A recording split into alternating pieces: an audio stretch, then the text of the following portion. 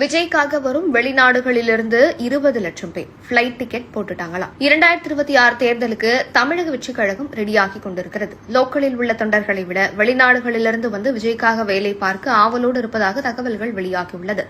மற்ற நாடுகளில் வேலை பார்க்கும் மக்கள் இந்த முறை எலெக்ஷன் வந்து தாவேகாவுக்கு வேலை பார்க்க போறாங்க. மிகப்பெரிய வெற்றியாக 2024 இருக்கும் என்று கூறப்படுகிறது. கிட்டத்தட்ட 20 லட்சம் பேர் வரை வந்து இங்கு வேலை பார்க்க போறாங்க. இதுவரை இந்திய அரசியல் வரலாற்றில் நடக்காத சிறப்பான சம்பவம் நடக்கப் போகிறது.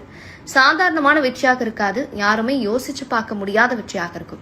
எல்லோருமே ரெடியாக இருக்கிறார்கள். பல நாடுகளிலிருந்து கிட்டத்தட்ட 11 லட்சம் பேர் வரை ஏப்ரல் மாதம் விடுமுறை போட்டுவிட்டு இப்போதே பிளைட் டிக்கெட் புக் செய்துள்ளார்கள் என தாவேகா சேர்ந்த ரஞ்சனா நாச்சியார் சொல்லியிருக்கிறார். இவர் சொல்வது 100% உண்மை. ஏனென்றால் எனது குடும்பம் அனைத்தும் வெளிநாட்டிலிருந்து விடுமுறையை தேர்தல் என்று தேர்ந்தெடுத்திருக்கிறோம். அதற்கு ஒரே பதில் விஜய் என சொல்கிறார்கள் வெளிநாடு வாழ் தமிழர்கள். ஆக தமிழக தேர்தல் தளபதி தேர்தலாக மாறிவிட்டது என சொல்லலாமா?